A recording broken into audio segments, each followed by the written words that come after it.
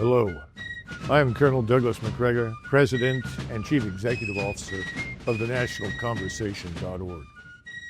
Today, I want to tell you about an American who lives in your community. This American worked at the same company for 31 years. He was never rich. He was never famous. He was an American who believed that if you showed up, did your job, and kept your word, the Americans in Washington who were supposed to represent him would keep their word too. In 1971, he made $11,000 a year. That was a house, a car. It meant food on the dinner table, and a wife who raised the children at home. $11,000.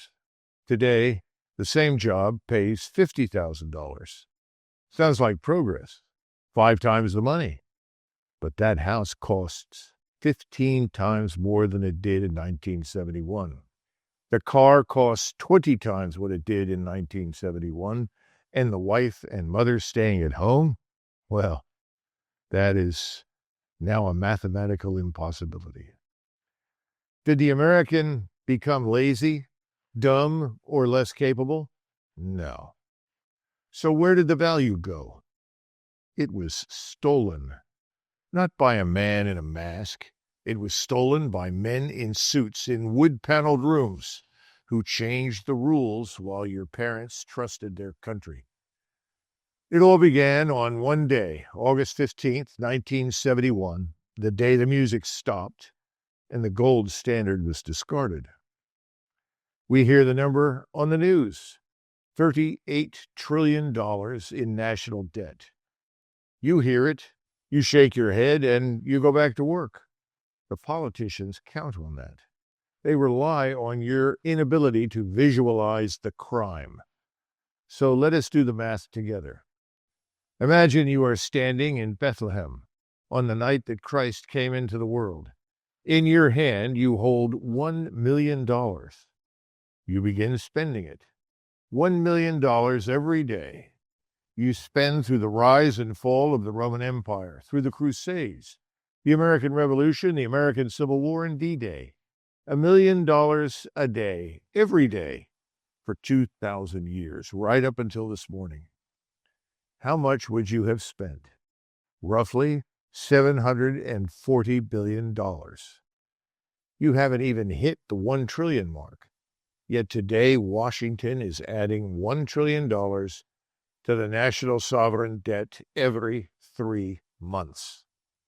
To reach our current debt of $38 trillion, you would have had to spend $1 million a day for 100,000 years. In other words, for longer than the modern men and women have walked this planet. This is not economics. This is a crime scene. And the crime began when President Nixon temporarily suspended the gold standard. Before that night, a dollar was a claim on gold. It was real. After that night, the dollar became fiction, a promise backed by nothing but the faith in a government that has lied us into every war for the last half-century. Before 1971, if Washington wanted to spend, they had to tax you. There was a limit. After 1971, they could print. And when they print, they are printing away your savings, your income, and your heritage. And print they did. They did not print wealth. They printed power. The printing press is the mother of endless war. For $2 trillion in Afghanistan over 20 years, and 4 presidents, we replaced the Taliban with the Taliban. If the government had to tax you directly to bomb countries most Americans couldn't find on a map, you would revolt. But because they print, the war is invisible. The printing press is the mother of endless bureaucracy. When money is infinite, you can hire armies of bureaucrats. 70,000 pages of federal code became 200,000.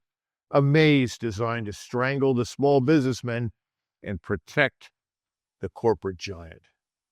The printing press is the mother of endless immigration. They tell you it's about compassion. It's not.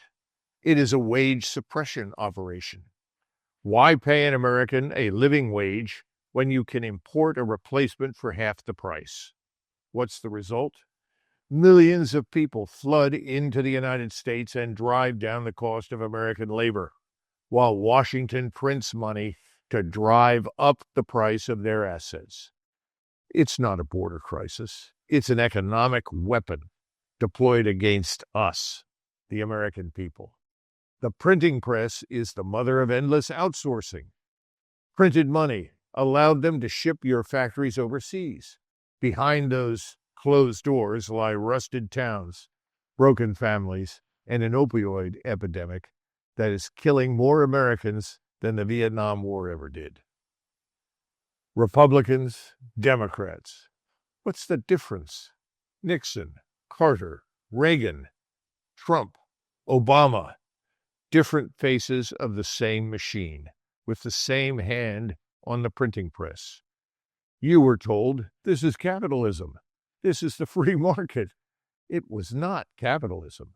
Capitalism requires competitive pressure, disciplined by consequences for poor decisions, to fuel creative destruction. In this system, when big business fails, Washington prints money to bail out its donors, assuming you have the right friends. If you do not, you are foreclosed. Let's look at the evidence. Your grandfather earned $1 in 1971. He put it in a box.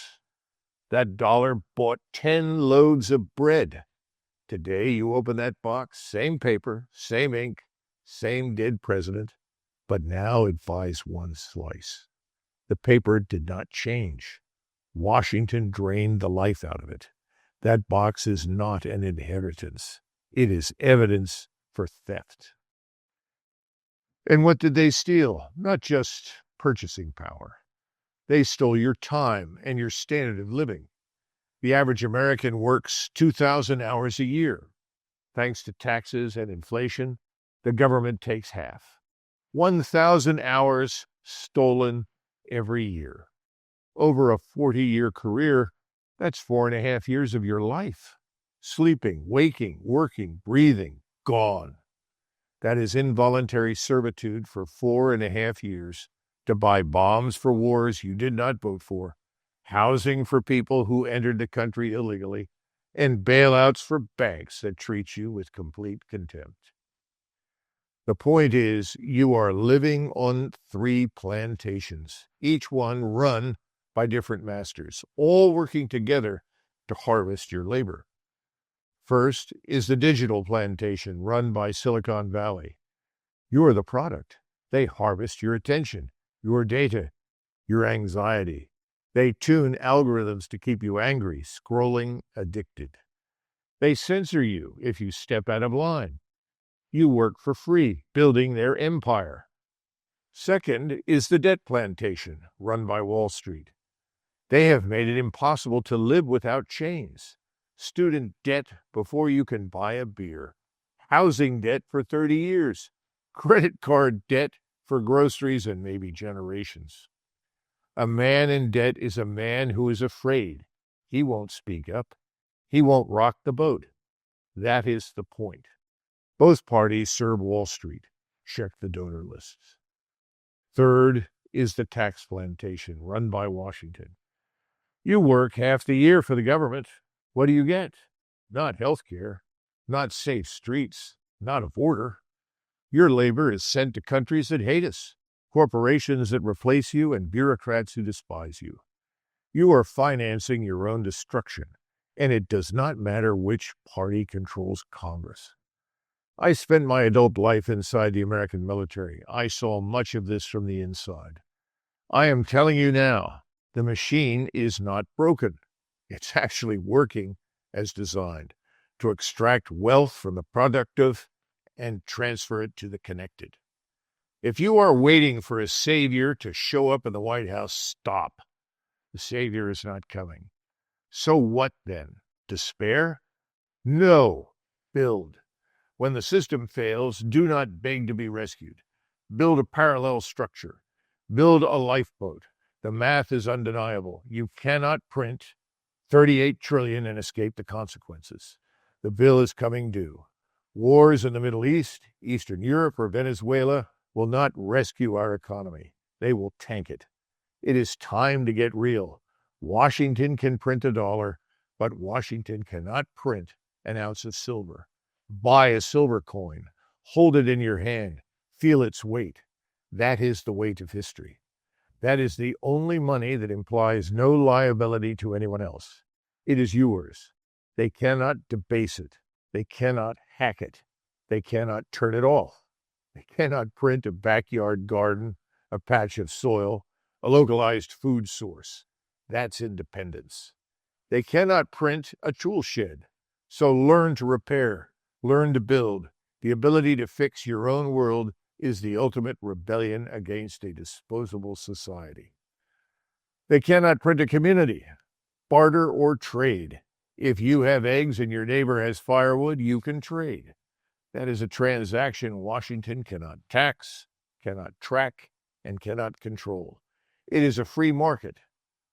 We are launching the national conversation. It's a movement, a network of Americans who are determined not only to survive, but to prevail. Americans who are finished with the Washington, D.C. fake wrestling theater. Finally, I would like you to do one more thing this holiday season. Find a combat veteran in your town, not a bureaucrat, someone who has actually been under fire, a fighter, someone who has seen the cost of Washington's lies up close. Prepare a meal, invite them into your home, break bread, look them in the eye, rebuild the bonds of community that the mainstream media has tried to destroy. That is where the resistance begins, not at a ballot box, but at the dinner table. The Jesus math proves the scale of the lie. The grandfather's dollar proves the theft mechanism. The stolen years prove the cost. Now you must be resilient.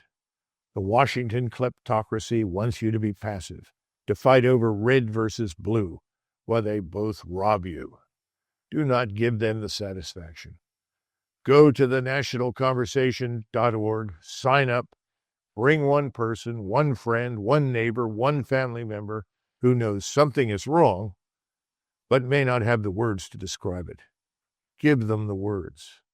The empire of lies is dying. Let it die. We will build the real America on the other side. Buy the coin, plant the seed, share the meal. We do not need the government's permission to be free. The nonsense ends when we say it ends. Join us, and if you believe in this movement, if you believe in building something worthy of the American spirit, please consider donating. Every contribution, large or small, helps us grow the community, spread the message, and strengthen the movement that will save the American Republic from ruin. Thank you for listening. God bless you and your families, and may you have a very happy holiday season.